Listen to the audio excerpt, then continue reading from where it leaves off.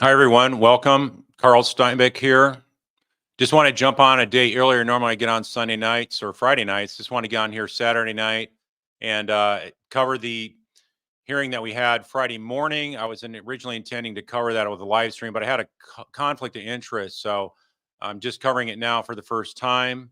And so just want to recap some of the issues. There was a lot of deferments on the rulings by Judge Everett, which is pretty much standard practice for most judges across America, especially on a big murder case like this. And so just wanted to give a quick roll up on any issues I spotted of concern and whatnot. I would say the number one issue that I've had about this case, and if you've seen my other channels, is I thought from the issue of Rashbaum having represented Charlie and now representing his mother, that he's pretty much locked in to everything Charlie said. And so that's something that is sort of like a that really restricts the defense for Donna, and yet she was asked by the judge earlier, way back when she first was appearing before the judge, and Roshbaum's on the case about they had a series of questions. I think there's about 7 questions they asked her about whether she was willing to waive the constitutional conflict of interest issue. By constitutional, I mean the Constitution provides through case law that everyone is entitled to conflict-free counsel. Because if your attorney has a conflict on who they're zealously representing, you versus another party, then you're basically that's basically per se ineffective assistance of counsel. And ineffective assistance of counsel is one of the easiest ways to get a conviction overturned on appeal. So this thing is really convoluted with him representing both of these parties. I don't know any attorney that would ever do something like that. This is Florida. I'm not licensed in Florida. I think even Florida attorneys would agree that it's really a strange beast to have him representing both of them.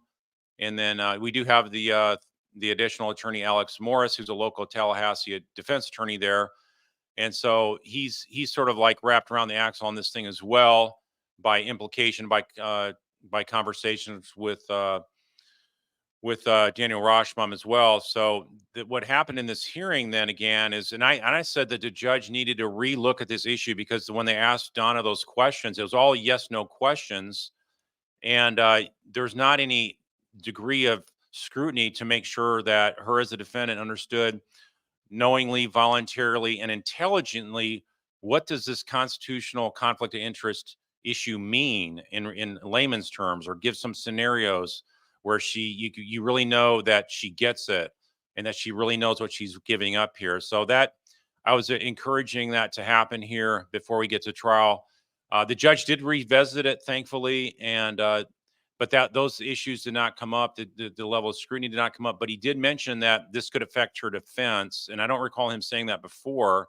And so I think that the he also asked if she wanted to still waive that. So it just shows how a critical issue this is. It's an unresolved issue, and what is he going to do? Like ask her to waive it every day before they start the trial, or whatnot. So it's really just a perplexing issue, and it does lead itself to be a potentially reversible error type issue on appeal, depending what plays out here. I don't think it's going to become that, but it's we're treading on some thin ice here, depending on how the defense shakes out. So I do think that the other counsel that was referenced in the previous hearing when this was first addressed by the judge, that Rashbaum had referenced, that there's a third party independent attorney that gave him advice on this. But the thing I was questioning was whether it was actually a crim law expert or just a civil law person that understands general ethics rules, because what you really need to know is the constitutional ramifications in criminal law, and how these conflict of interest really are a huge issue. And so we never really had any input from the prosecution in the previous hearing or in Friday's hearing as well, their concerns being addressed. So anyway, that's just something I, as a prosecutor, would be all over to make sure that you did everything you could to try to address this issue. Could you actually force Rashbaum off the case as a prosecutor? I would say no, that's not likely. But what you want to do is just build a record saying that the conflict was fully understood by the defendant, and therefore fully waived knowingly, voluntarily, and intelligently. So I would say the that's issue has not been resolved to my satisfaction for the appellate record purposes. And I'm speaking that from the experience in 4 different states I'm licensed in, to include Texas and a few others.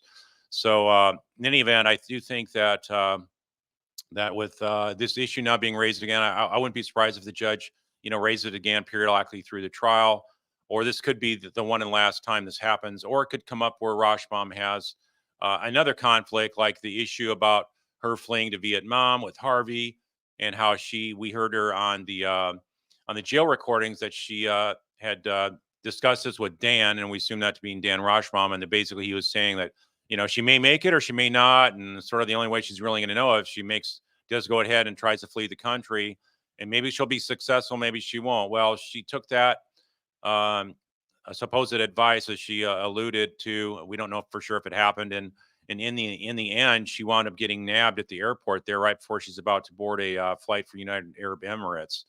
So in the end, it's sort of like there's more than one conflict issue that could come back to be an issue on this case. And so the prosecution also, I believe it was Georgia that mentioned that they did intend to bring up some of the jail log conversations between Donna and Charlie, and one of those being that conversation I just referred to about her deciding to consider maybe fleeing the country. So I do think that her saying that Dan told her this, and assuming it's Dan Rashbaum, that could be also another conflict issue, because here's what happens if that tape in its entirety comes out in that segment, that and there's a reference to Dan, then really the concern would be, it's like, well, the jury's going to really think lowly of Daniel Rashbaum if this comes out on tape, because they're going to also assume it's Daniel Rashbaum, and then they're sort of like going to not hold him in a trustworthy fashion like they otherwise might.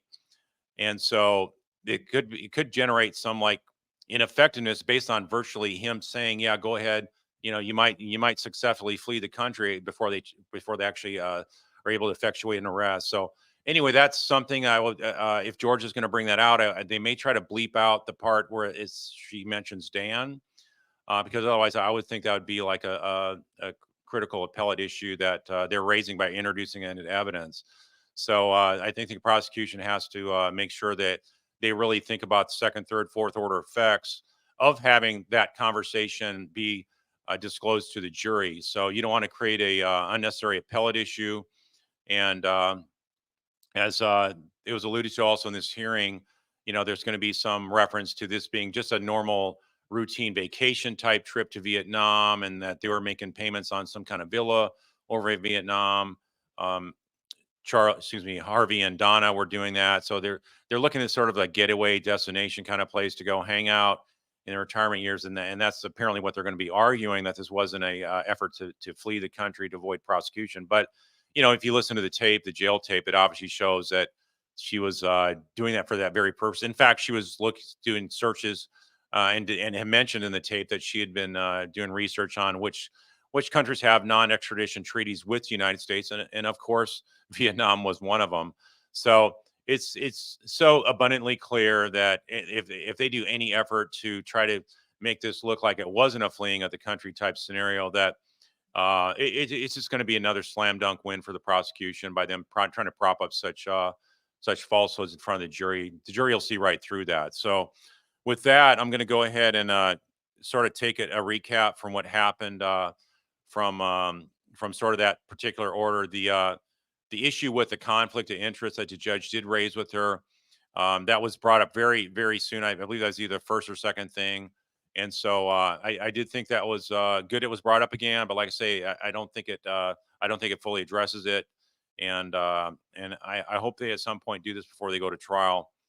The other issue was that came up. They did a motion to exclude Sergeant Corbett from being considered as an expert.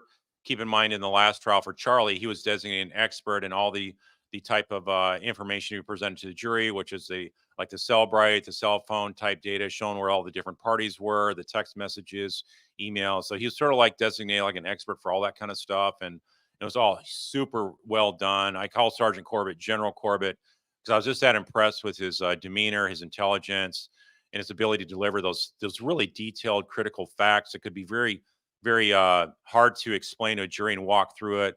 And so whoever presented, who actually pulled those slides together, whether it was him or somebody else, you don't see anything more brilliant in a trial setting. So I think we're going to see some more of that in this particular case. So whether he's an expert or not, it's not going to matter. The judge is going to have a hearing on September 6th to follow up on this issue. He's taken under advisement, and he wants to look at more of the law, and they may have to give some more details on what Sergeant Corbett is going to testify to. But it's going to be the same kind of stuff he testified to in Charlie's case. So in any event, whether he's an expert or not, it's not going to matter because he's going to come across so credible, and everybody will see it for what he is, which is indeed he really should be considered an expert. So whether he gets a title or not, to me, is not material, and it's not going to affect the weight the jury gives his testimony. The other thing is that they were trying to raise through the attorneys for Donna was that the delay of prosecution. So we saw that Rashman was basically arguing what I've said all along is like Donna, not to mention others. He didn't mention others, Florida Adelsons, but Donna should have been arrested many years ago and been prosecuted. In fact, I really thought most strongly that her and Charlie should have been prosecuted together.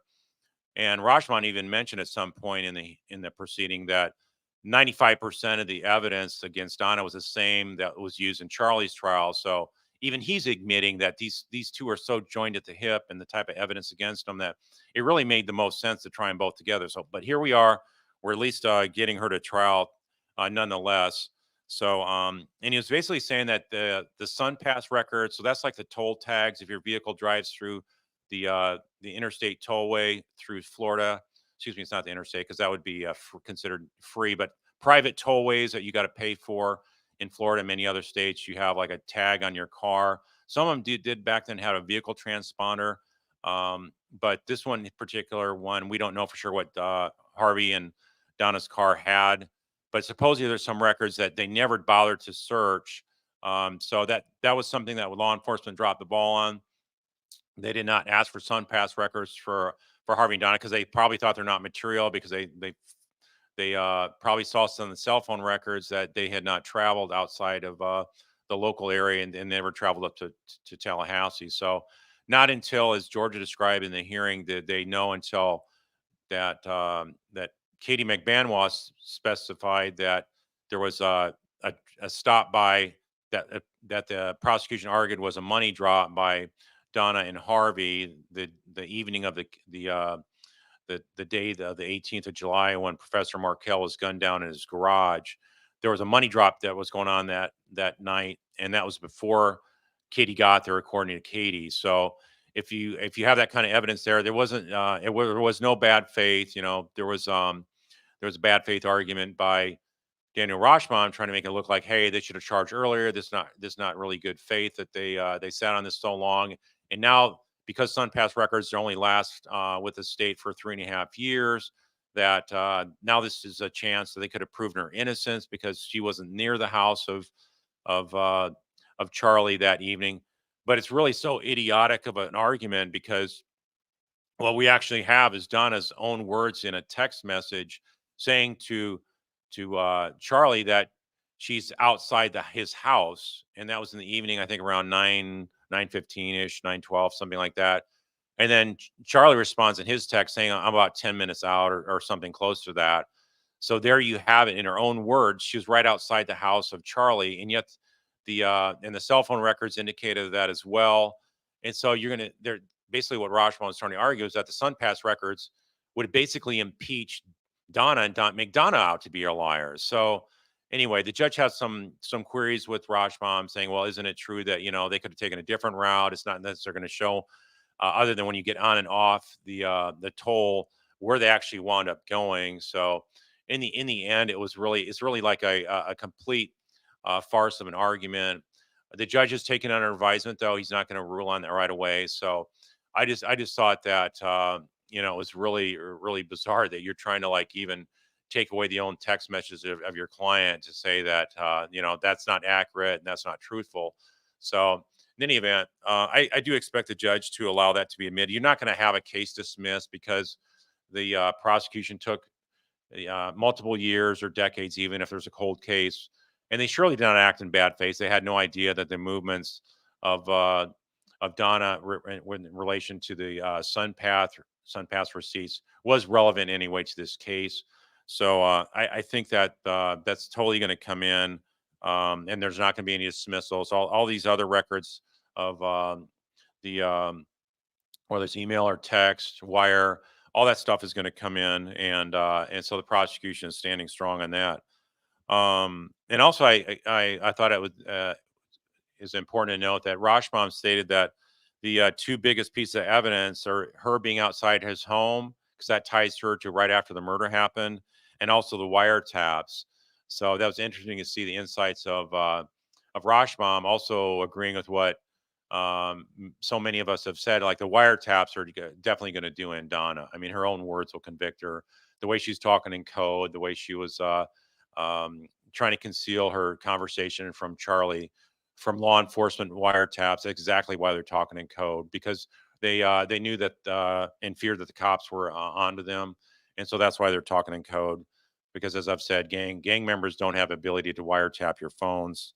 It takes judicial approval through law enforcement. So that's basically the two main things that are going to do her in, and also like the moldy money that Katie McBanois talked about, that she received that night from Charlie after Harvey and Donna left. So those are really hugely damning piece of information. The other thing, so that ruling was deferred. The other thing is the courtroom relocation. There's been a lot of chatter on that, a lot of concern that, hey, if this is going to go to a smaller courtroom, there's going to be a lot of followers that can't get access, and maybe some YouTubers that can't get access as well. They're media reps as well. So the judge rapidly, pretty much shut that down in quick fashion. Rashbaum didn't really have a good argument. It is the most highly technical courtroom they have. It's the biggest courtroom in Leon County. It's also the most recently um, um, refurbished one, remodeled one that does have the latest and best technology in that courtroom, which is so critical based on all this forensic digital type of evidence that they will present. So that was really a no brainer, and the judge again did the right thing. And the way Rashbaum talked about it, it really looked like he knew it was a loser argument as well. So in any event, I will say that I thought Rashbaum was really animated. He was sort of like talking too loud for what you'd want in a in limine type of hearing, which means that it's outside the presence of the jury. He was talking really loud. He's sort of like being really animated, like he was arguing in front of a jury. And I just thought that's not really the way you'd want to see a lawyer act professionally in front of a judge. I thought Judge Everett had an extreme amount of patience with him, because he was talking way too loud and too animated, and I don't know. It's just you don't argue like that in front of a judge if you want to have credibility. And if you notice a contrast with Alex Morris, he was very calm, collected. He didn't try to shout at the judge or raise his voice too much and act all emotional about it. So I thought he was much better, and I think he'll probably wind up doing more of the most all of the jury selection for this case. And Rashbaum was hard to take serious on pretty much anything he said. He throws a lot of stuff out there. He twists around a lot of words, and he constantly used. And the reality is, and it's just like it's such a broken record of him repeating that stuff. So now he does it in trial with questioning of witnesses and arguments, but he's even doing it, outside the jury now in front of the judge. And I know he at least said that 3 or 4 times. And so it was anytime he says there, and the reality is, it's really not the reality. So anybody listening to him for any length of time knows that that's ultimately how it works with his arguments. So I would also say that there was the part about the aggregate financial assets of the Adelsons at the time. Like they gave like a 3-4 year window from 2013 to 2017, if I recall correctly, and Charlie's trial. So they showed like the combined assets of all the four Adelsons there in South Florida, and it was around over $8 million. And so I can't remember if they broke them down individually between the four Adelsons, but the uh, the defense asked to keep all that kind of information out of what their wealth was available at that during those years. And the judge in part granted it. He granted it that all the four Adelsons assets would not be considered, but that only Donna's would be, which in effect is also Harvey's, right? So in any event, I thought because it's a conspiracy, their combined wealth would be really relevant. And I think that could have been argued a little bit better, but maybe the judges look at it as not a big deal that their offer can think about this. The reason that how they had that much wealth available because it lends itself to more credibility to them offering Dan $1 million to agree to move to Florida, South Florida there. So that was an inducement. I don't believe that we heard that that actually was ever presented to Dan. I don't think we have a paper trail of that of any kind. But in any event, they were discussing that among themselves, and that's how desperate they were to get Dan out of Tallahassee.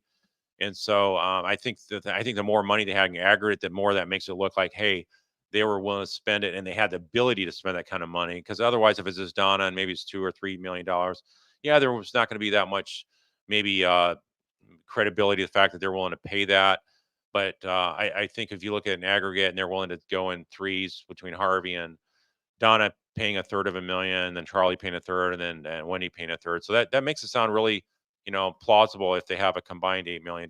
So I thought they could argue that a little bit harder, but in the end, I don't like I say it's not going to be a game changer for this case at all, and she's going to be convicted, no doubt either way. The other issue they talked about was the Jeff Lacoste. This was, of course, an issue for Charlie's trial, where if you remember that Wendy had to come back, she was already driven towards home a couple hours, and she had to make a U-turn, come on back to the courthouse. The issue had to do with what Jeff Lacoste said that she had mentioned that it was this, I believe it was a Sunday before the Friday that where Professor Markel was gunned down in his garage, that she had mentioned sort of out of the blue and just sort of blurted out the fact that Charlie in 2013, the year prior, the summer prior, had looked into hiring a hitman. And Jeff Lacasse said it was either 15 or 50,000. He couldn't remember which it was, but he said that was sort of weird conversation, and it struck him as being like really so odd. It sort of had a chilling effect on him, but it wasn't. She didn't say it like it was a current active type of threat or anything like that. So it's sort of like a sort of a bizarre comment more than anything to make. And in any event, she denied that she said that to Jeff Lacasse. And so what happened is the judge initially ruled that wasn't admissible, but based on then the prosecution bring up the fact that, well, we want to bring back Jeff Lacasse or bring that evidence forward to impeach her, that the judge then ruled that it was admissible, but she had to first ask her the question because it initially was suppressed. So the same kind of ruling is going to come out, I think, again. In this case, it was deferred again um, to a future date where the judge actually issues a written ruling. But I think the same thing's going to happen. The prosecution is going to be able to get that admitted. They argued, which I had said earlier when we discussed this in Charlie's trial, it should be admissible as statements of co-conspirators. Any hearsay argument is relaxed, and there was not only that kind of conversation among Wendy and her brother Charlie, who were co-conspirators, but it shows a state of mind and their intent and efforts to try to kill Professor Markel. But I would also have argued that it also shows that they were willing to expand the conspiracy circle of murder and actually include Jeff Lacasse as part of the murder team, and they would have gotten him to maybe take part in this. So that statement was very, very critical and important for what was going on with these four Florida Adelsons to try to get the job done that they so much wanted to have happen to save Wendy, get Wendy away from Florida, northern Florida and Tallahassee area because she hated it so much. They didn't want to have to drive up there anymore. They wanted to see the boys, not have to worry about splitting custody with Dan Markel, and they were just ruthless murdering savages against him, and they didn't care about the boys, the effect on the boys. They didn't care the fact to keep the namesake of Dan Markel with them in their last name, and they pretty much had Wendy, at least in school, changing the boy's name to Adelson of all things, and then also legally having that name change as well for both the boys, and also stripping a middle name that had connections to both sides of the family. So it was so obvious that they were trying to do this to just eliminate every trace of a Markel from these boys lineage. Because think about it, even that middle name, it had a dual connection with both sides of the family. So they hate the Markels that bad that they wanted the middle name stricken as well. So I didn't see them argue that at all. So I think that really shows the degree of hatred and extermination of the Markells. So I wish we had gone a little bit more of that. I do think the judge ultimately will do the right thing and allow that to be admissible, but it shows the motives. And I believe that the name change is one of the top indicators of why this was motive for murder, because they hated Dan with a passion so much they wanted every trace of Markel eliminated from the boy's life.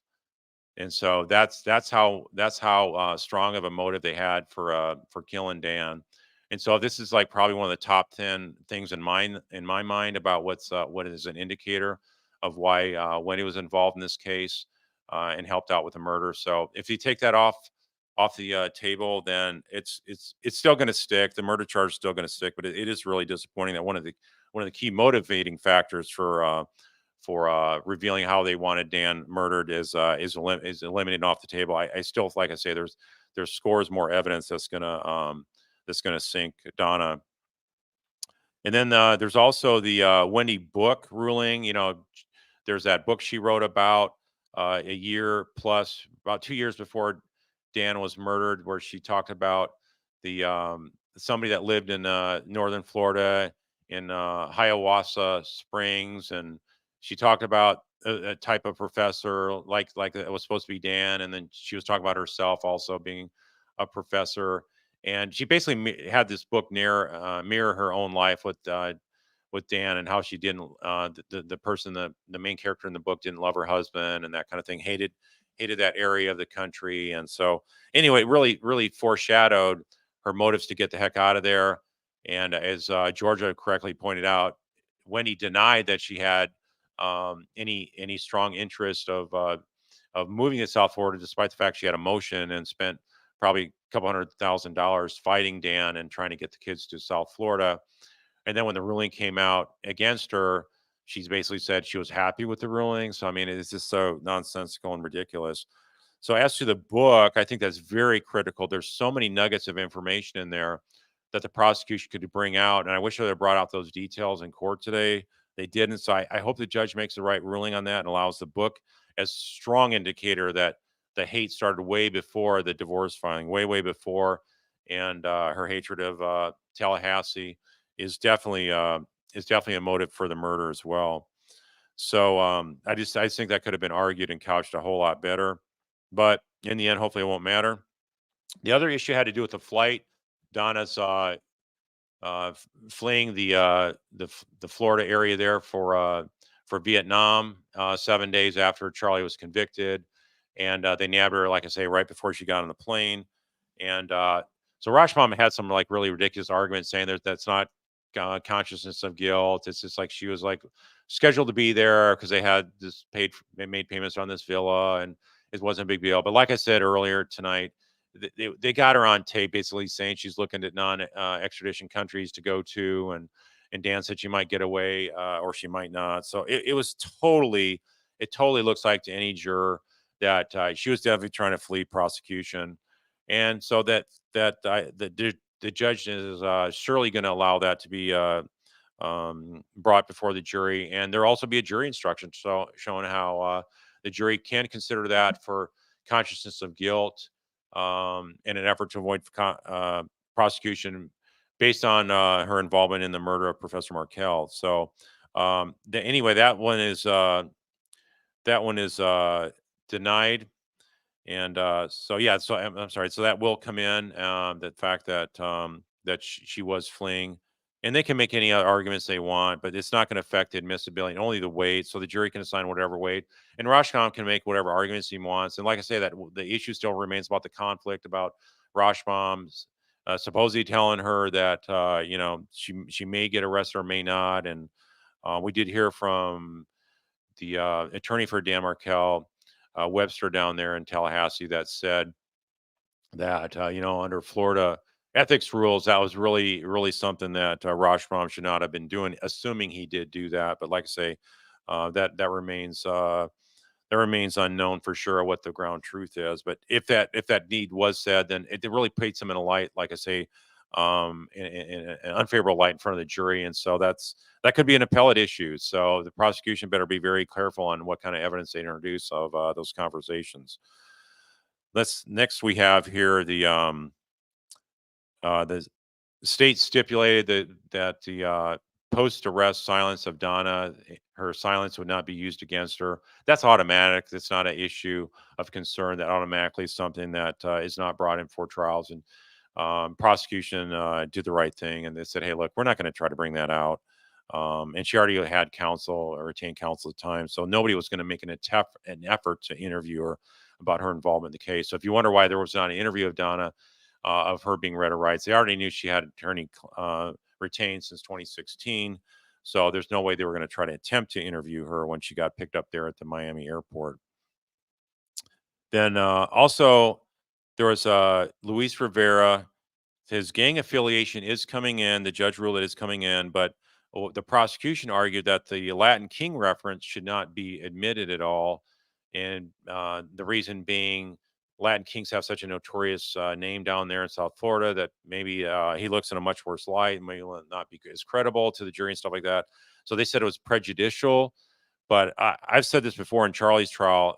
I said that was a really bad move by the prosecution trying to keep that out, his gang affiliation, as specific Latin Kings, because it's you need to give the defendant a fair trial, and you don't want to hide bad character flaws of key government witnesses because it just doesn't look right and fair, and it does create an appellate issue. And there's case law I've used before to argue stuff like this when prosecution tries to keep out um, critical evidence. Like one of the cases I'm thinking of that I know off the top of my head is Davis v. Alaska. It's a U.S. Supreme Court case from the early 70s, and there the prosecution tried to keep out the fact that one of the star witnesses was on probation for another offense for a juvenile record, and the person could have been motivated to change their testimony based on the fact that they could have their probation revoked, and that wasn't admitted. And the Supreme Court said, look, that's fair game. That's what the Sixth Amendment right to confront means, is that you get to confront the bad stuff about witnesses as well, the stuff that affects really their credibility in front of the jury. So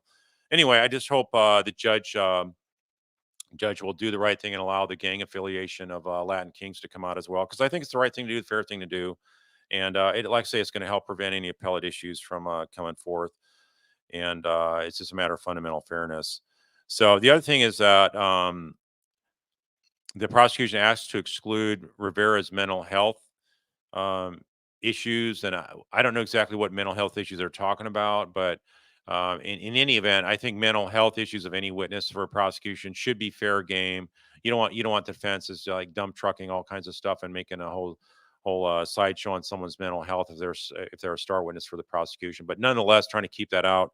The judge said he's going to. He did rule that that would be kept out. So we don't know what kind of evidence there was about that. So apparently that's in some other discovery file that we've not seen. But in any event, I do think mental health history is relevant on a case. But anyway, supposedly it's not going to be significant enough that defense was making a big deal about it.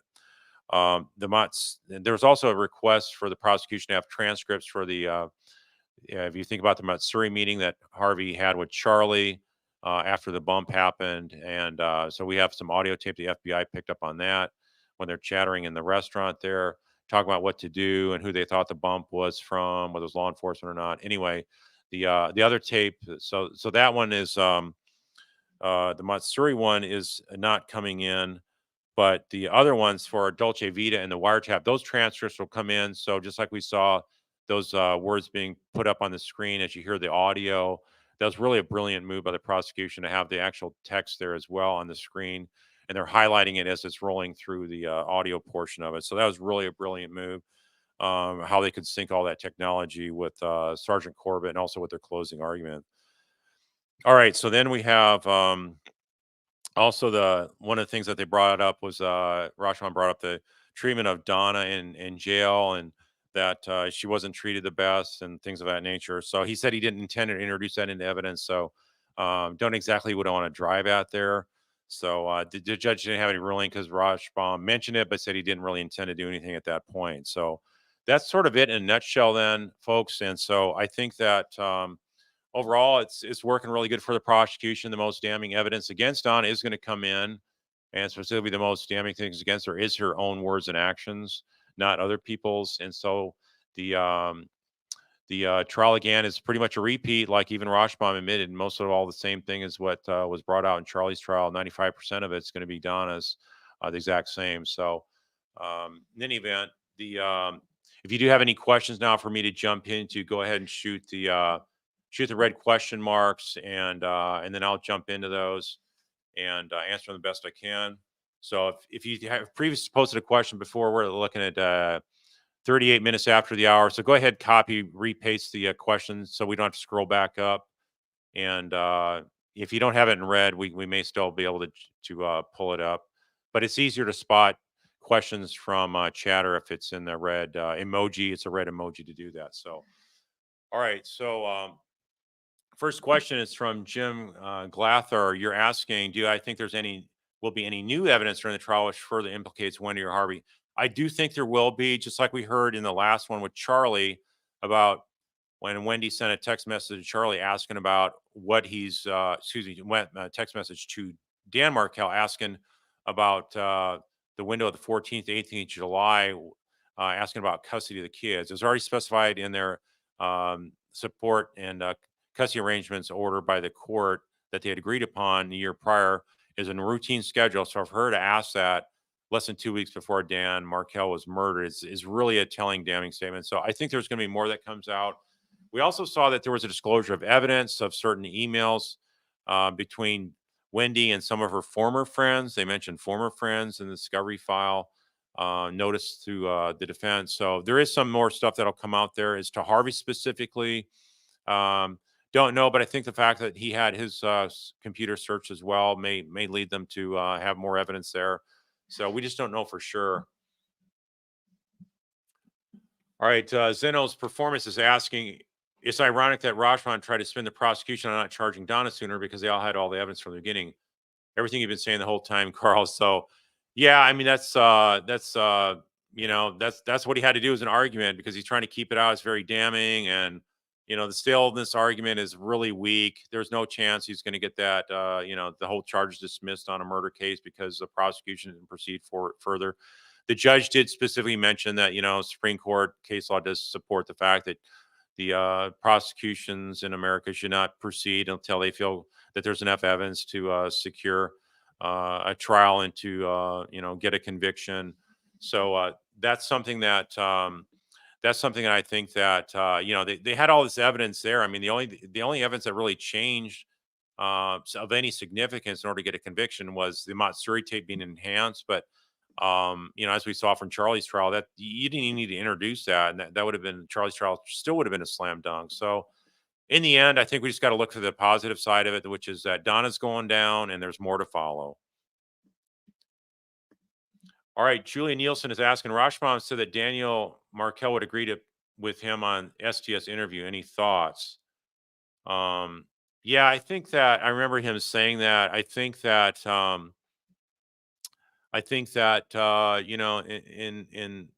in him getting on there and talking about Dan himself and what he would want and all that kind of stuff, I thought that was really in bad taste. I thought that was very disrespectful to the surviving Markells, and him just to even go there, I thought was very poor judgment, and it's just not respectful of Dan Markel. And maybe he's been hanging around Donna too long, and that some of that hatred is rubbing off or something. But I thought that was very unprofessional, and I don't think Dan. I'm not going to speculate on that because I think we ought to have better respect for someone that was such an honorable person that was had such a heinous, cruel murder done against him.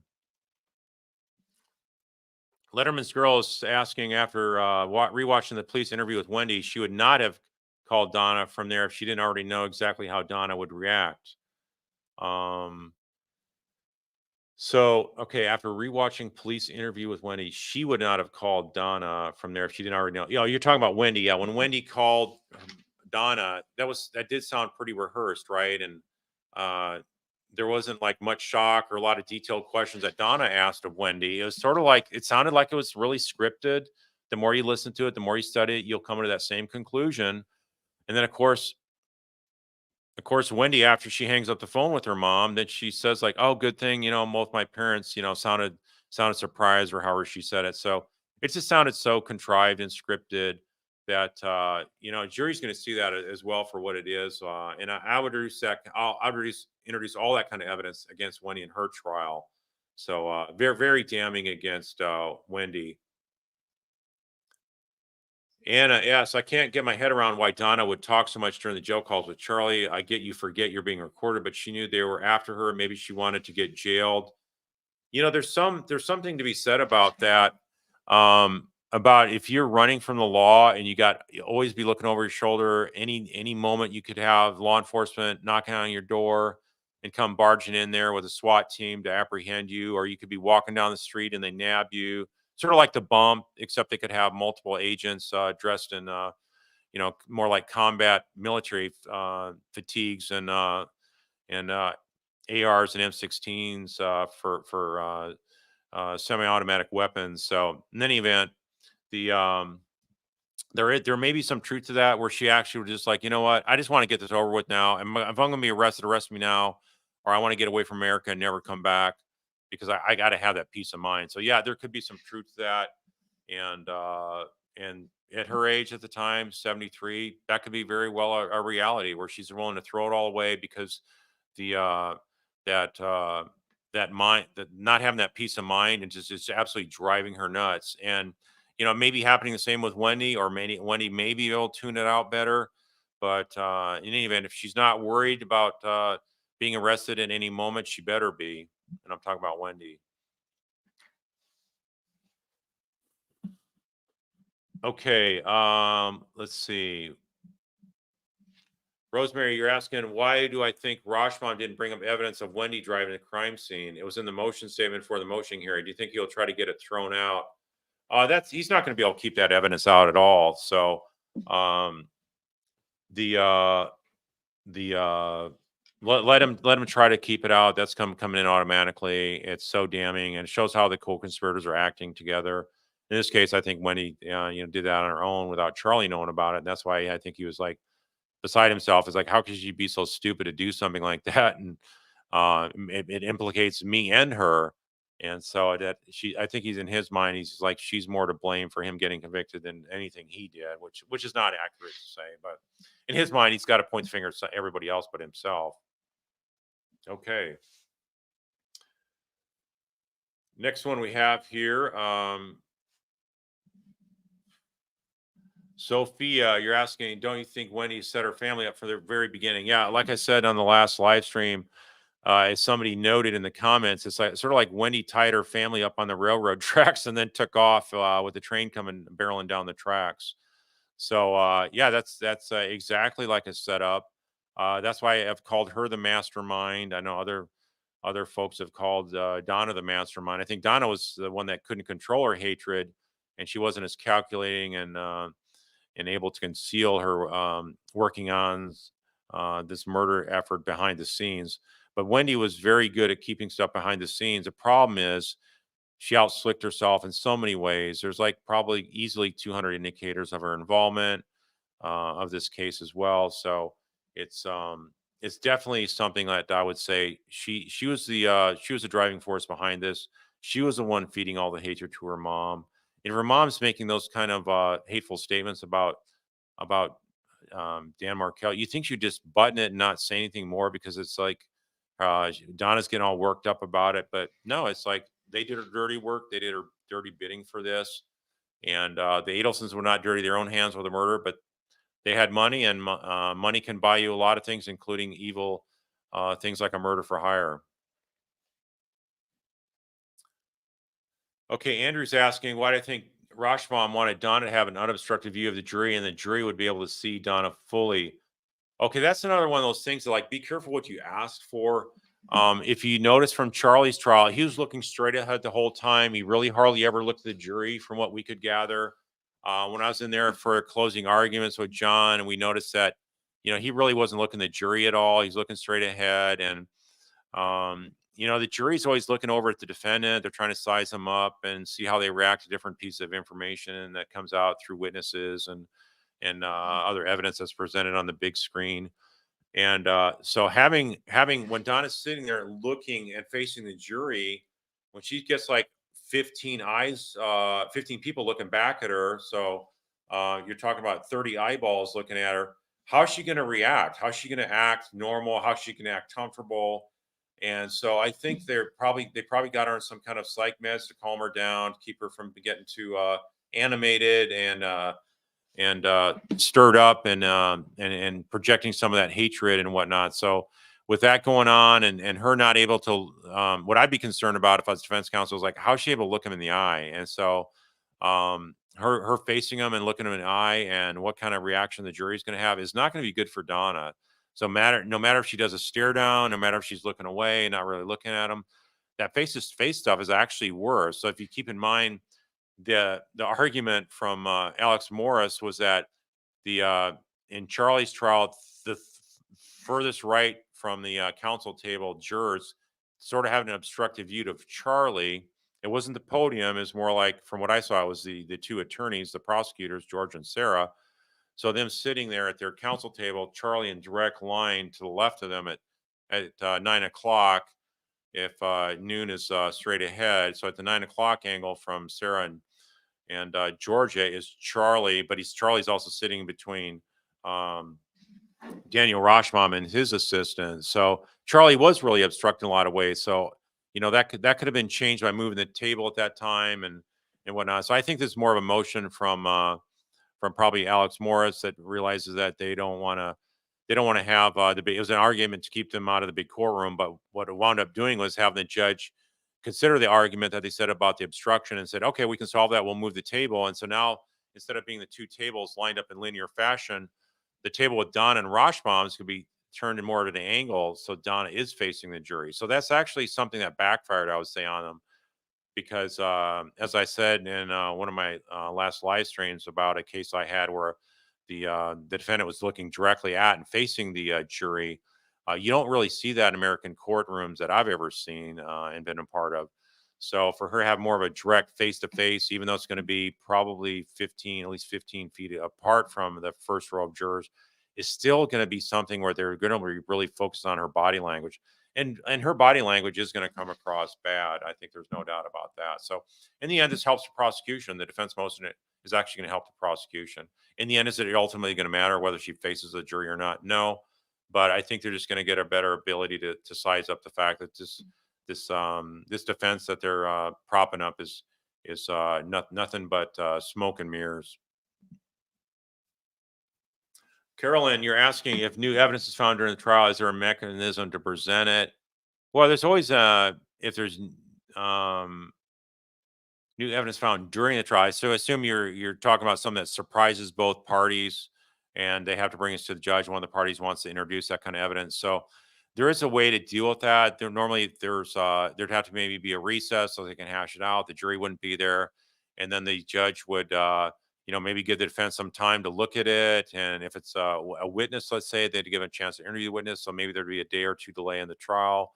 If it's some kind of like something that was tested or something that needed to be tested and it caused such a huge delay, then it probably wouldn't come in. They're not going to lay a jury trial for many days and whatnot. But if it was something very critical, then maybe they could delay it and try to do a rush. But if something that needed testing would take weeks, then I would say it's probably not coming in unless the prosecution decided maybe that they're going to try to ask for delay. But I've just never seen a big delay in a case like that. And I don't think a judge would grant it. Okay, next question is from Tamara. You're asking, will Jeff Lacasse testify in Donna's trial? Absolutely. He's a star witness. He really sets the whole scene on how these Florida Adelsons acted in concert to hate and ultimately murder Professor Markell. And he also paints a lot of weight on Wendy. He's a really awesome witness for tying in Wendy's involvement in this case. And so he's basically of all things they're going to set up as a fall guy or try to enlist as a co-conspirator as a guy that's has a psych background. He now has a PhD in psychology and social work, and that's the kind of guy you're in your brilliant scheme to set up this murder for hire effort. You're gonna get him involved. So he's like the biggest nightmare and thorn in the side of the prosecution, and he's an impeccable, high character kind of standout kind of guy. You can tell just by the way he comes across. So the jury's just the juries will for this trial and the future trial, they'll definitely take to the bank anything he says because he's that kind of a, like say, stand up guy. And thankfully he left town early, the day early. Otherwise, they would have used him as the blame guy to point the finger at and say it's him that did it. He was a jilt. He was mad at Wendy for being a jilted lover, and he was trying to win back her love by killing the the bad Dan Markel that she made out to be such a emotional abusive type husband and ex-husband. So which was all preposterous lies. So in any event, it's great stuff for the prosecution to have such a high-powered caliber witness like Jeff. All right, next question from Phil. You're asking, have you or would you make a suggestion to George about the case? Well, if you follow my channel, I've made a lot of suggestions. And I've said that, one of the main thrusts of why I agreed to get on this channel, because I don't like myself being seen publicly on any kind of recorded format or public format, even if it's not recorded. But my brother was fired up like with me about the injustice, especially what's happening to the boys with the parental extermination issue, and the one that's ongoing, the entire cutoff of the Adelson family tree, and the fact that you have these other Florida Adelsons walking around and nothing's been done. So I've been saying all along when I got on the channel, where are the rest for these other Adelsons? Go ahead and start the process, nail them all, and they've been doing that with Donna. I wish they'd do it quicker with the other two, but they need to get the show on the road and get these other murders off the street. So yeah, there's other different suggestions I make through different channels, but don't get me wrong. I do have the highest esteem for Georgia and Sarah. They've been a dynamic duo. They do some stuff differently than I would recommend. I do give some pointers, but in the end, are they going to get the job done? No doubts about it. They've had these chances to go after other co-conspirators on this case, as well as Charlie.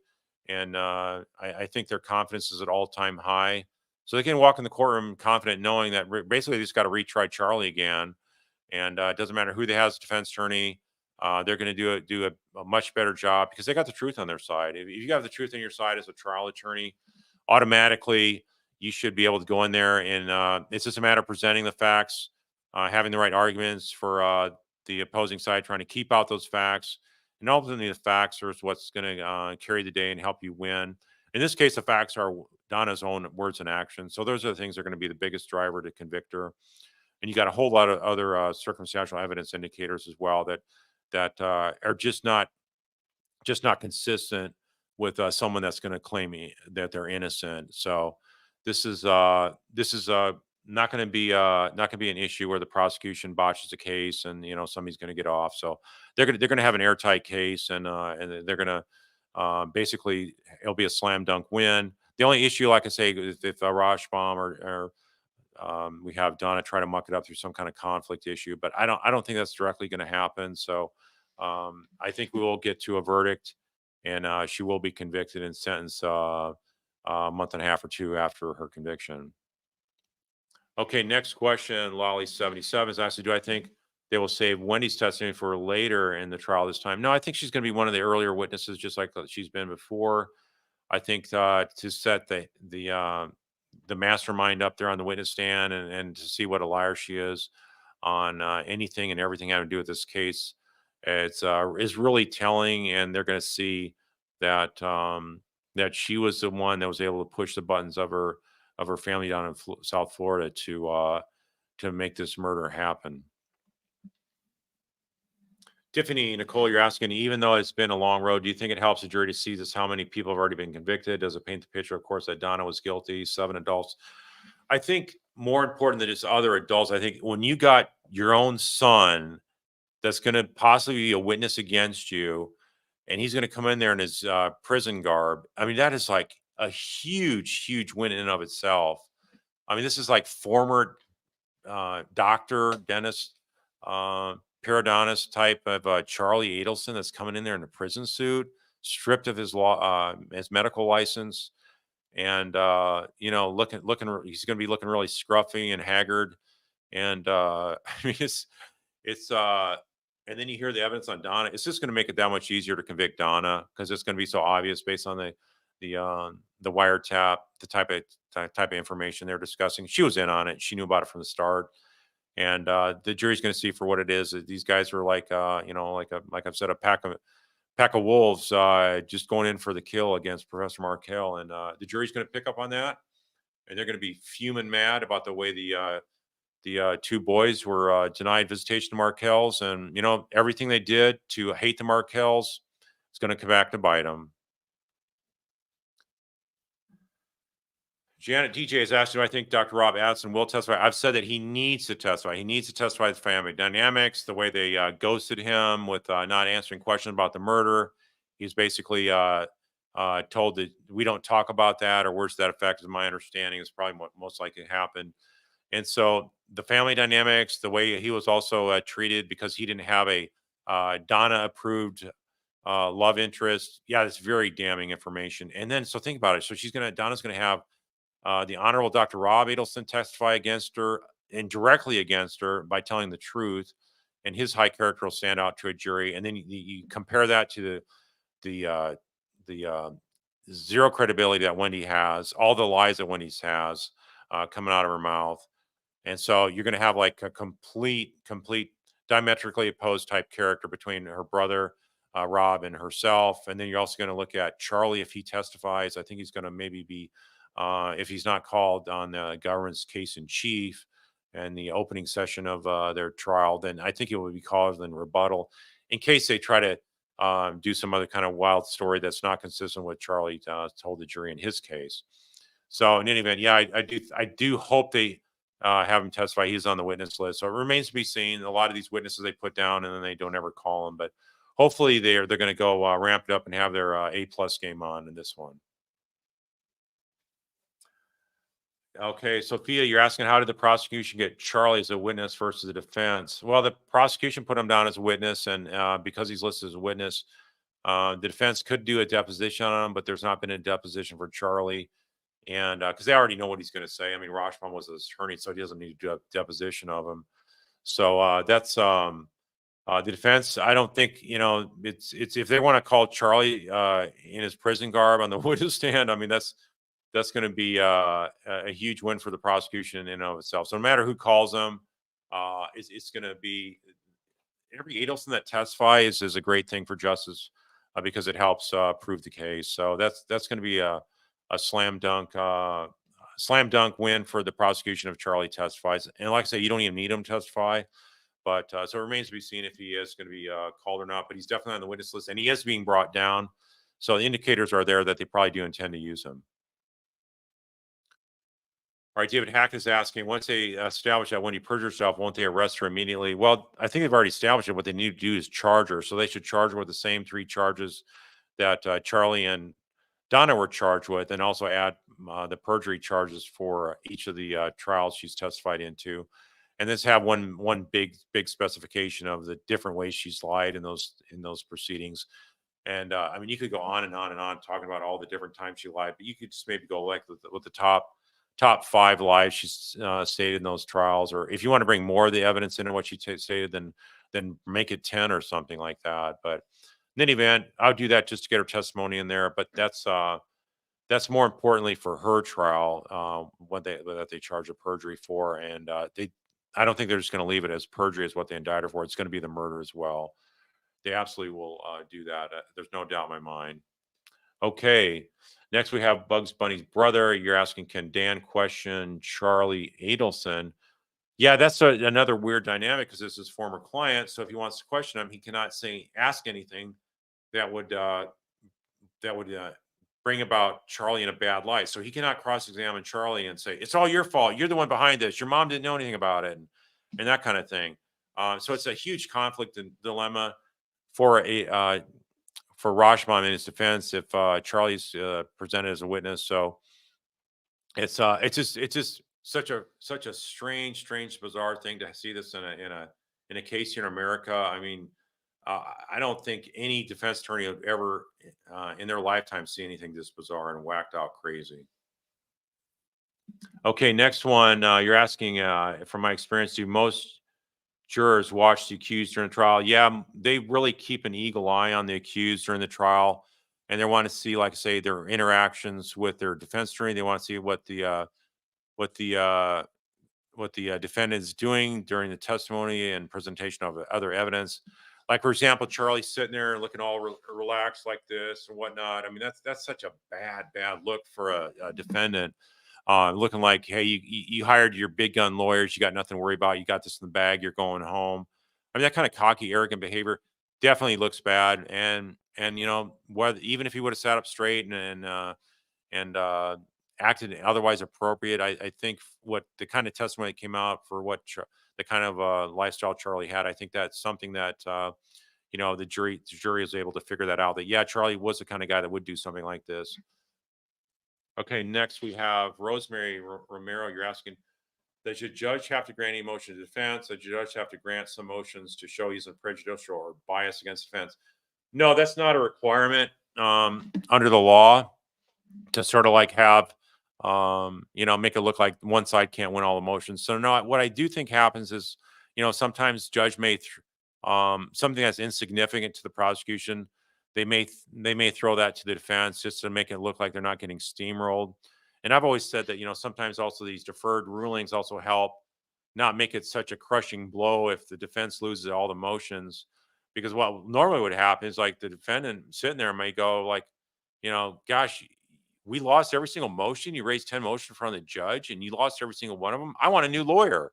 I don't want to go to trial with you. You don't even know what you're doing. You're losing all these motions. And, so you're going to have some of that. So I think it's always smart for a judge not to rule from the bench on all these kind of things, and make it look like it's a good motion, but a close call. And then throw them a few motions, in favor of the defense. Like I said earlier tonight, the issue about, the aggregate wealth or something like that, just to not make it look like every single ruling is pro prosecution. So I think Judge Everett, he's totally a neutral, fair judge, and he's not the kind of guy that's gonna try to railroad anybody or help the prosecution. I've tried cases in front of judges that absolutely cannot stand anything the defense is doing to outperform the prosecution, and they'll help coach the prosecution and give them suggestions or make bizarre rulings. And anyway, it's like this is like, he's like, you can ask for a better judge than Judge Everett in terms of his judicial temperament, demeanor, his ability to run a tight courtroom, and his ability to also intimidate people. Like, one of the things he said, like, he said he knows, he mentioned something that alluded to the fact that he knows that, a witness not, I think he was mentioning like a witness or something not cooperating. He's not afraid to have the jailers crack out the handcuffs, and he's done it before. So he's a no nonsense kind of judge. He's got a good personality. He's got some humor. But you cross Judge Everett, and you could be looking at getting thrown in the slammer. Jay is asking, what if Wendy confessed on the stand? Would she be immune from prosecution given her immunity deal? Yeah, if she did confess, that would not be admissible. They'd have to use other evidence. They could still prosecute her. They just couldn't bring out that statement. But Wendy's not going to admit to that, so I don't think that's going to be an issue. But yeah, that's one of the finer nuances of this immunity. So the immunity is from using the evidence that she testifies to in the proceeding, that the statute gives her immunity from the using that statement and also any derivative use of that statement. So in any event, that doesn't prevent from the actual prosecution from all the other known facts that they have, aside from her testimony in the previous trials, nor in the trial that she's going to have with her mom, where she's going to be brought in as a witness to help convict her like she did for Charlie. Okay, Lisa Mona is asking, do I think when Charlie Adelson comes to the stand, Donna Adelson gets so emotional they'll have to take a recess? No, I don't think so. I think that there's going to be some interesting body language between the two of them, but I think that smirk, smug, laughing type flippant attitude that Charlie had, I don't think he's going to have that in this next trial. I think he's going to be um, a little bit running scared or a little bit shocked, or he may have some kind of anger, but he's not going to be in that kind of flippant, happy. I got this thing in the bag kind of cocky attitude. Okay, then we have here the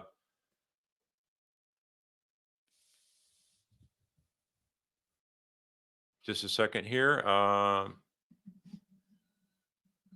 Lori Smith, why do I think they didn't take off her handcuffs? Will they during the trial, like Charlie? Yeah, she's not gonna. Like for example, before she testified and stuff like that, they're gonna take off the leg irons. They're gonna take off the handcuffs. I think they're gonna probably take off the handcuffs during the trial as well, so she can put her hand up to her face or scratch, put her hands through her hair or whatever she wants to do. And so I was sort of surprised they didn't ask to have the cuffs off in today's hearing, but if the attorney doesn't ask, nobody's going to do anything about it. Asher, you're asking, do I think Dan has Donna under language and facial expression control? She seemed to be much more composed. Do you think she can maintain that throughout the trial? I think she's on some kind of medication. She sort of had a stared, glossy look, didn't really have much emotional effect. Did anything going on? She sort of seemed like in a quasi trance of sorts. And Charlie seemed a lot of that as well during his trial. So I think they maybe are giving her some more of that Charlie's favorite type of drug of use and choice, which is the Xanax. So she's probably on some kind of benzo like Xanax. Cindy is asking, do I think Mrs. Markel, or you think that Mrs. Markel, so Ruth Markel would be a very eloquent witness? Absolutely. I think that you can really see what a powerful, persuasive, credible, professional, and super brilliant and smart woman that Ruth Markel is. And I think a lot of the personality of Dan would have come from him as well, not just Phil, his father. So yeah, she'd be a great witness, and hopefully they'll use her. But I don't. It doesn't look like they will. So I wish they would. And anyway, I think if the defense would agree to permanently excuse her if they did testify, and make it so she could see the rest of the trial instead of saying no, we may subject you to recall, and therefore you have to miss out on seeing the whole trial in person after you testify. So in any event, yeah, definitely a very eloquent witness. No Name Channel is saying, is there enough probable cause in the drive by the scene of the crime by Wendy and her having set up like Jeff Lacoste property charger? At this point, I'm thinking she has blackmail material on a high up. Yeah, I think that there was. If you look at some of the presentation I had in other live streams where I talk about um, political connections that the Adelsons have that could have prevented arrests of these Florida Adelsons from happening years ago. I think a lot of that is now fallen by the wayside. I think the momentum is so strong with Jack Campbell.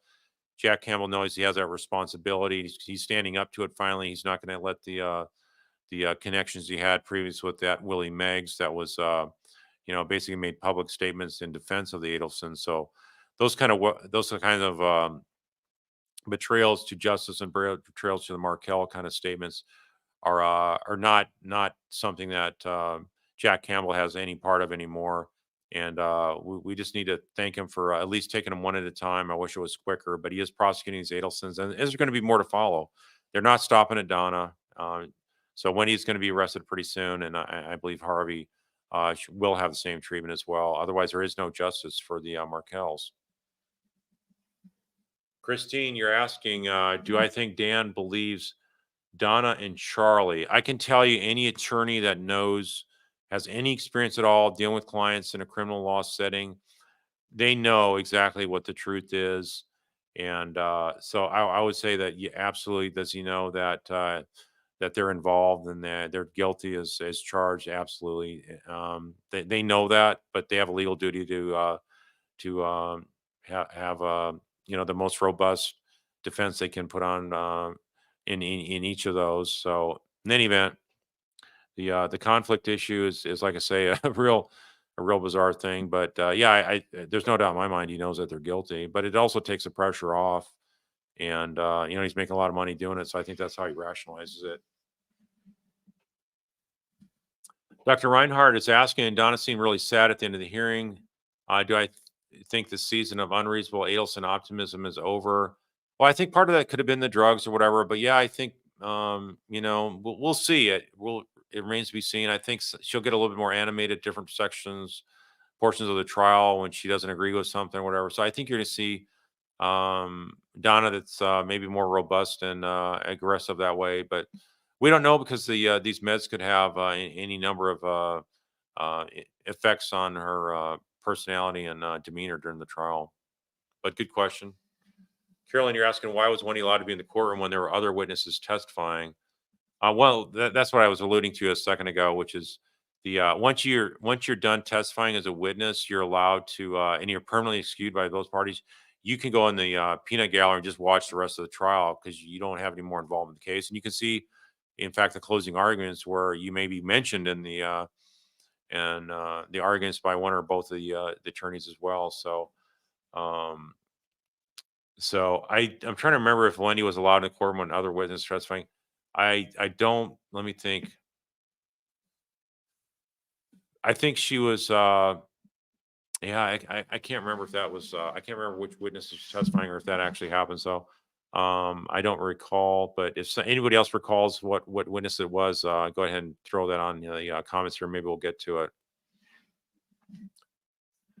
Kathy Burrell is asking, do I think Harvey will show up for Donna's trial? I think he's more likely feeling obligated by Donna to show up. So in that sense, I think he'll be there, but I think he's going to be absolutely terrified. I think he's worried he's going to be arrested. Um, and so, yeah, he's probably being forced by Donna to be there. But if he had a choice, I think he would not be there at all. He would just um, choose to just watch it on the internet or something.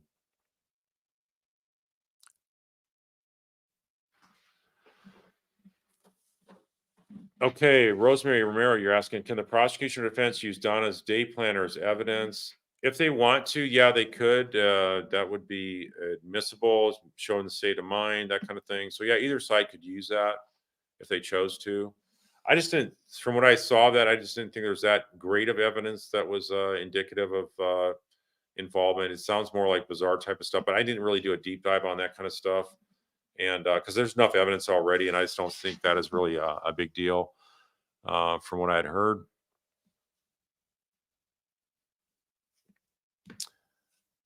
Okay, Serendipity Smiles. What do I think of Rashman's ability to argue the motions today? He seems a little overconfident already. I don't know why, but he just comes across as annoying. I would say that my perception of Rashman. I'm gonna in deference to a fellow attorney that does defense work. I'm just gonna say that I don't find his approach, the way he carries himself in courtroom, very appealing at all.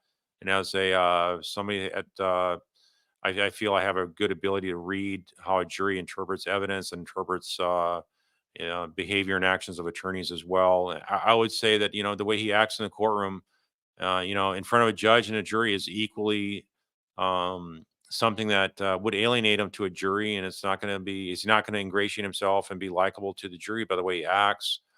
And I think that in the end, if you don't have credibility and trustworthiness on the part of the jurors, then you're not helping your client. But then again, the flip side of it is, like, he's got nothing to work with here. There's so much evidence against Donna, and so in the end, doesn't matter who you get. It's going to wind up the same outcome where Donna gets convicted. So you can't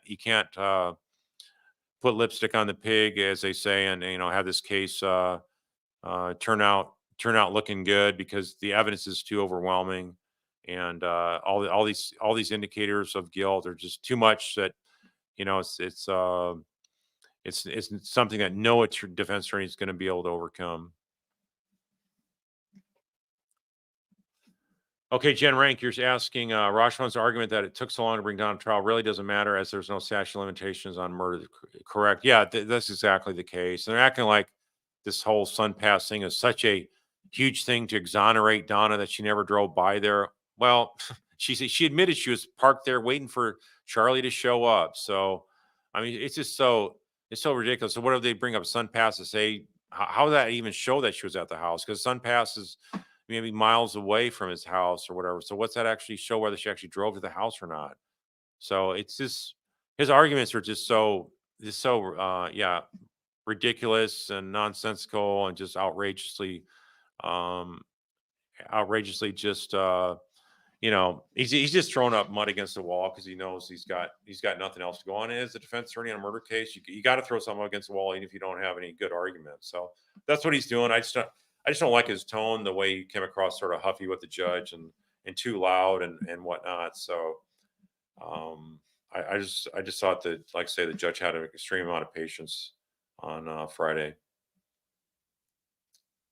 Jen Rank is asking, what will jury selection look like? Will Donna be present and involved? Yeah, absolutely. The defendants are always there during jury selection.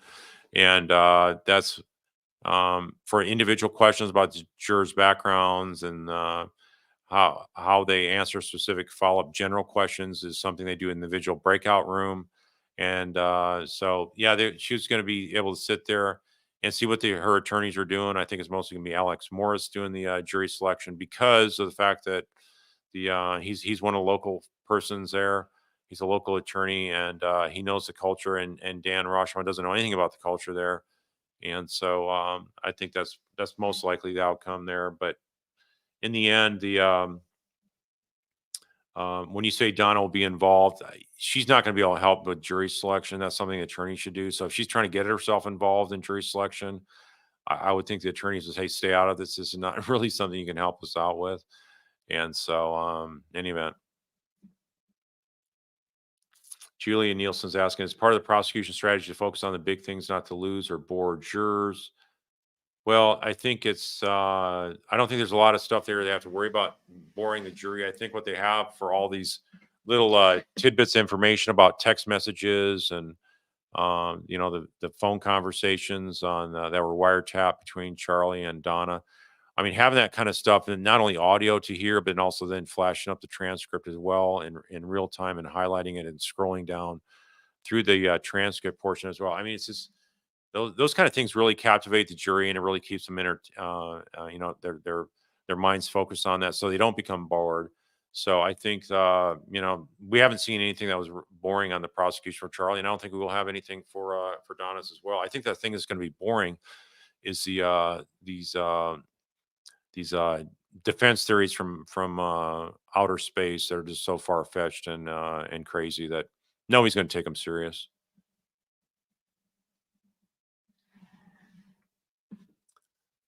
Rosemary's asking, do I think the prosecution has more evidence to show Wendy's move with Donna and Harvey after Dan's memorial when Wendy moved in with Harvey and Donna and never returned to house? That could be the case where they show who secured the lease for Wendy to live in South Florida, Miami Beach area after the murder. So, and if that was secured like 2 months, I believe, before the actual murder happened. So, yeah, that's very damning information. So, I would expect that to be brought in as well.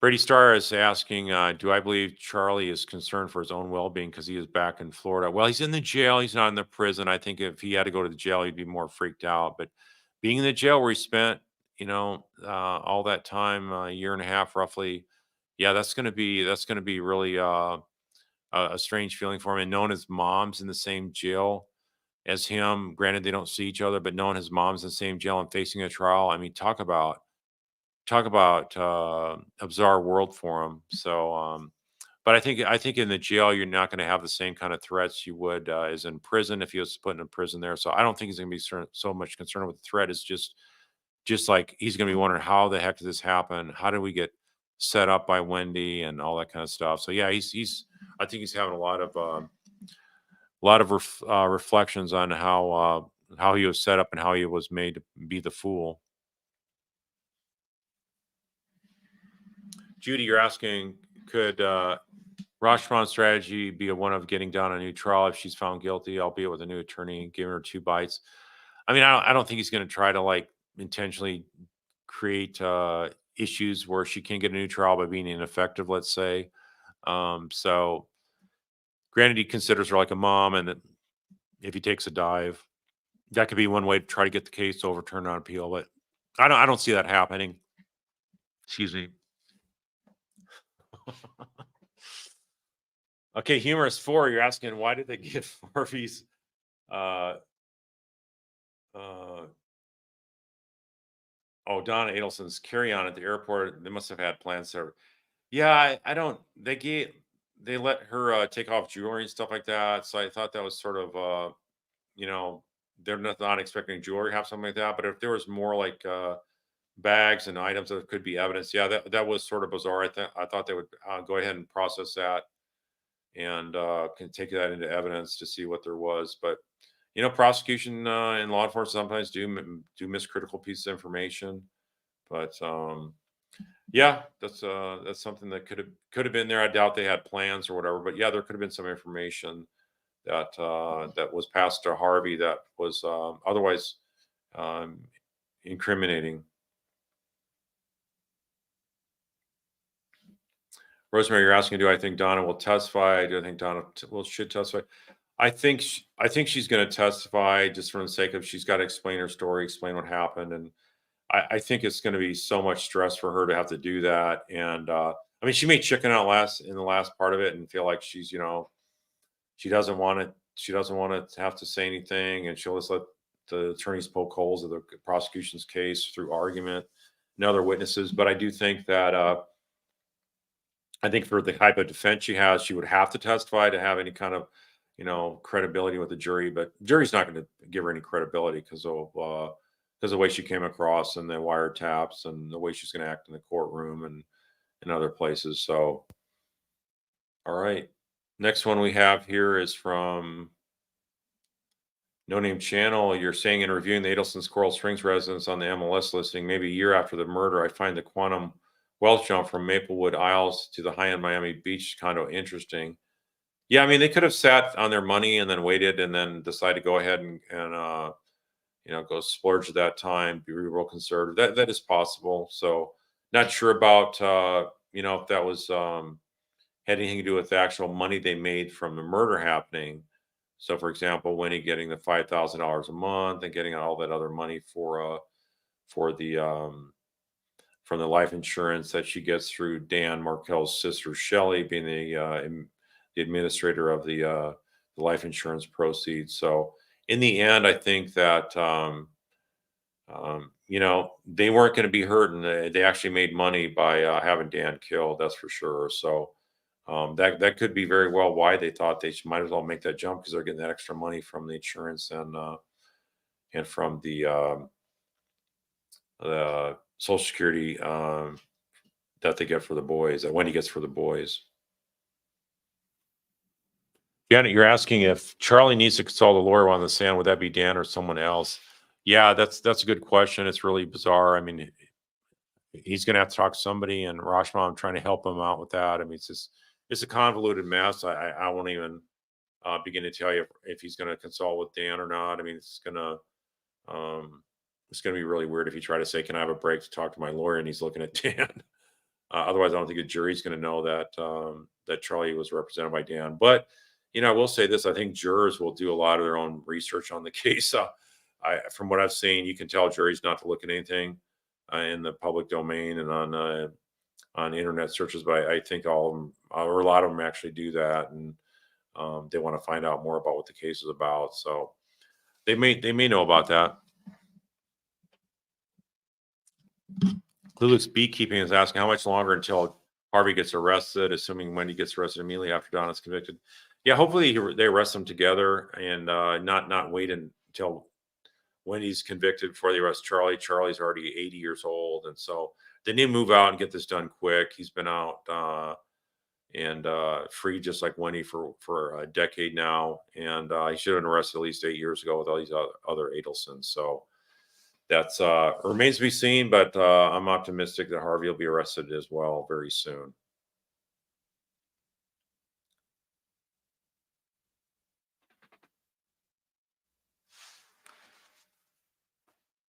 All right. Looking ahead here, Mary Patterson's asking, have you ever represented a client that you thought of as your mom, as Rashbaum thinks of the DA? No, I have not had anyone like a mother figure as a client. I've not had any, let me think, have I had any females above a certain age? I'm trying to think back now. Obviously, the vast majority of all my criminal defense have been male. And I do recall one that was probably about 45 years old, and that's probably the only one I've had that's been above, let's say, 30. No, excuse me, I did have another one for DWI one time, and so yeah, two of them, let's say above 40 out of thousands of clients. So yeah, pretty rare, especially somebody that much older, like Donna being in her 70s, 74 now. Yeah, that's extremely, extremely rare.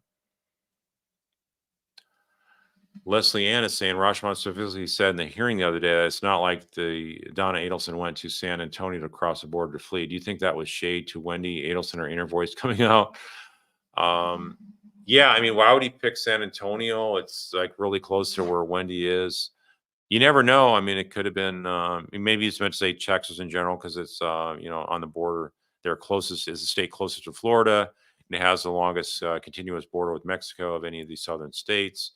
So it remains to be seen what his real motive was. But yeah, that is really close to where Wendy's supposedly living now. Tracy is asking, do I think that the trial for Donna will be longer than Charlie's? I think it's going to be really pretty close to the same. And I think Rashbaum may have, with Alex, or more objections. So I think it may last a little bit longer than Charlie's, just based on the fact you got new counsel and they're maybe going to go 50-50 or something, maybe 60-40, 70-30, where Rashbaum's going to be doing most of it. But I think it's going to be pretty close, but maybe a day or two longer. Julia, you're asking if Wendy went AWOL, would the trial have to go on? So you're saying if she doesn't show up as a witness? Well, I think that they'd first of all make a lot of efforts to get her apprehended by law enforcement. I don't think she'd get very far, and so they would bring her back with handcuffs to testify if need be. So I don't think she's going anywhere. I think the thing that law enforcement better definitely follow up on is if Donna gets arrested, then there's a chance that when he then decides, just like Donna did, I better flee, and you don't want to wind up like Charlie when you had a chance to flee, you didn't. You took your chances and you guessed wrong, and you wind up the rest of your time in prison for life. Omar Little's asking, what is the single best question you think Georgia should ask Wendy? Well, there's so many different things you could ask Wendy. Let me think.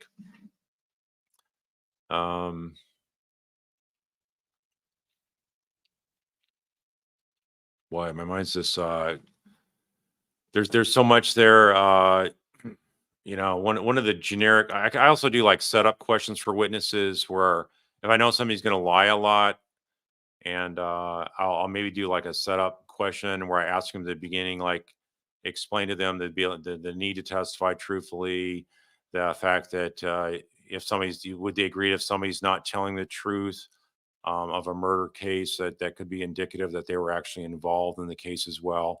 I mean, something like that. How's she going to respond, right? So there's all kinds of setup questions like that I would do, and to prime her to basically realize that she's not going to come out looking good on this thing. In fact, I would be asking her such tough questions that, from what Jeff Lacasse said, she'd probably be in a fetal position up there in the witness box. Can't think of one as saying, do you know if Wendy will face any repercussions with the SSA if convicted, being the representative payee of the SSI payments for boys who received as survivor benefits? There's a lot of stuff that people scam the government on, especially with Social Security benefits from the federal government, and to try to get U.S. attorneys' offices involved in prosecuting some of these people, I think is really, really an uphill climb. So I don't think anything will happen with it. Should something happen with it, where she basically is just basically a form of fraud and embezzlement to murder somebody knowing you can collect Social Security payments for the surviving children. So, but I would be surprised. Should it happen? Absolutely. But I just think that there's too much crime out there that's being overlooked as well. And this is another one of those things they'll say, well, we're just not going to get involved for whatever lame excuse.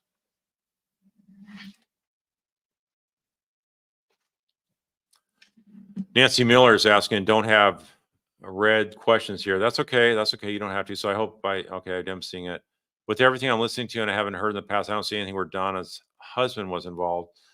Well, there's not a lot of coverage on that, but if you looked at one of my shows entirely dedicated to Harvey, I did that. I would say back last, probably like 4 or 5 months ago. I have a whole channel dedicated to Harvey, and there's like a Harvey's face with a like a bullseye to the right, talking about indicators of involvement. So go look at that, and you'll see that Donna's husband was, up to his eyeballs in this, just like the others were. There's not as much evidence, but there's evidence there enough to convict.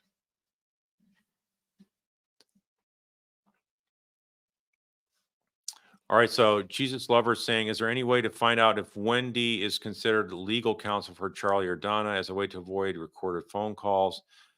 No, I don't think there's any of that going on. And even though the calls would be considered private, I think that from all indications we've seen, Donna is, you know, just mad as all get out because Wendy's ghosting him and ghosting Charlie as well. So Wendy is terrified to talk to either one of those two. And so there's not going to be any phone calls. Trust me on that one.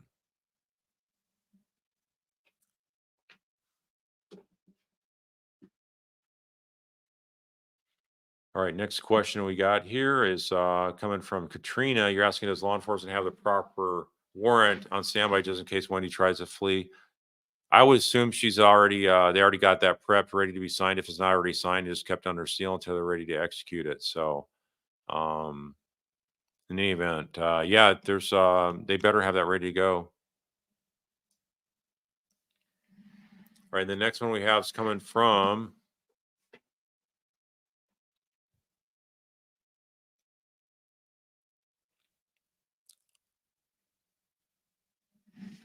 stand by a second here.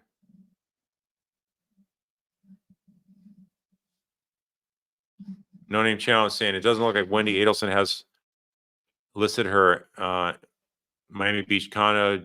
Why do we think she's in Texas? Well, I think the thing got delisted, so whether that means it got leased out or not, I haven't followed up to see exactly where she's at. I think what I've heard from different folks, they assume she's already there, but whether she's actually there or not, I don't know. But it seems like that's sort of the general consensus where she's at now in the Austin area.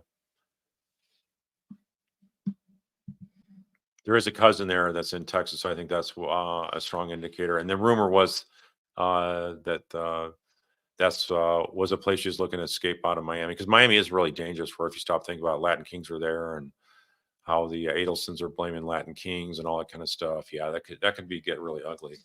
All right, Rosemary, you're asking, could Charlie plead the fifth on the stand in Donna's trial because he's pending an appeal? No, that statute doesn't give any exceptions for an appeal that I've seen. So I think he would still have to testify on one hand, but if he doesn't testify, they're not going to prosecute him. So if he doesn't want to sit there and help his mom, I think he's going to think he can save his mom. So I think he probably wants to testify. But if he gets on the stand, it's going to be a great thing to see, because he's gonna definitely sink his mom, and him and Wendy can be bookends to convict their mother.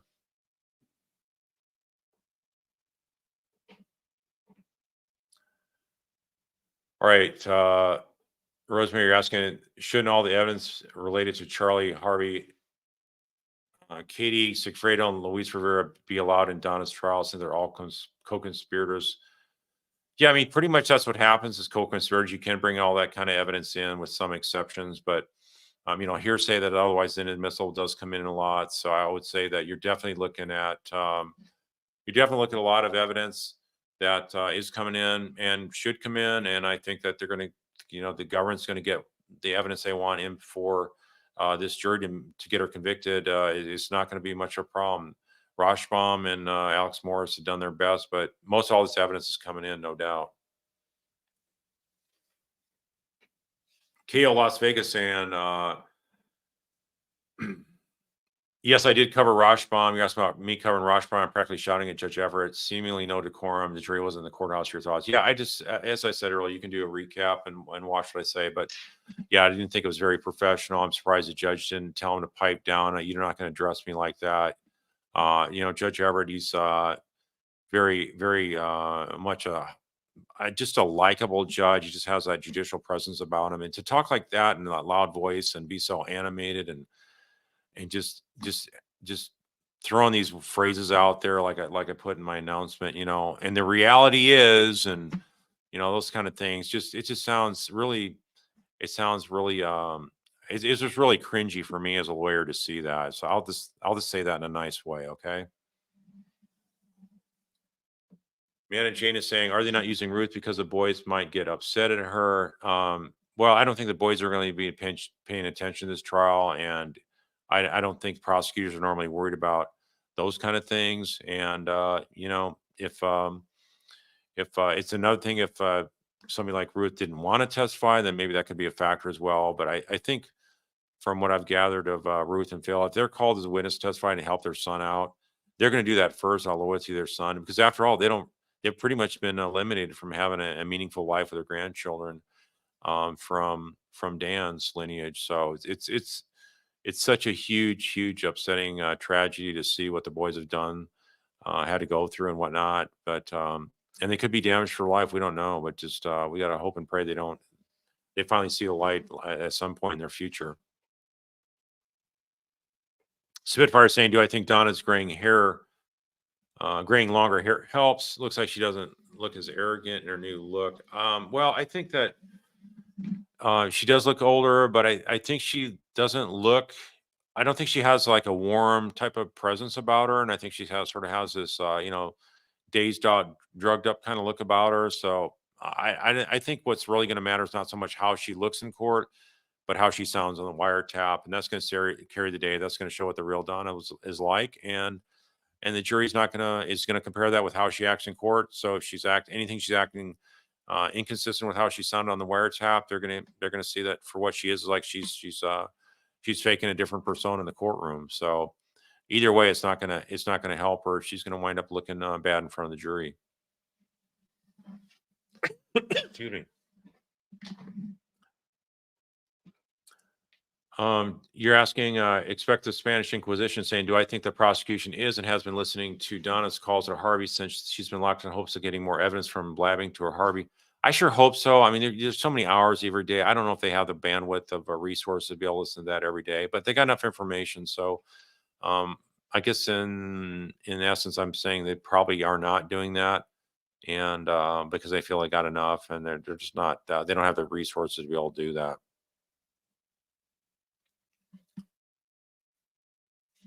Sarah Eichhorn is saying Wendy goes to her family show she's guilty. If truly she didn't know any details, she could call Charlie and Donna and not worry. Exactly. Why would you spend hundreds of thousands of dollars on a defense lawyer if you had nothing to do with this and you're not worried about it? Okay. Next one is coming from.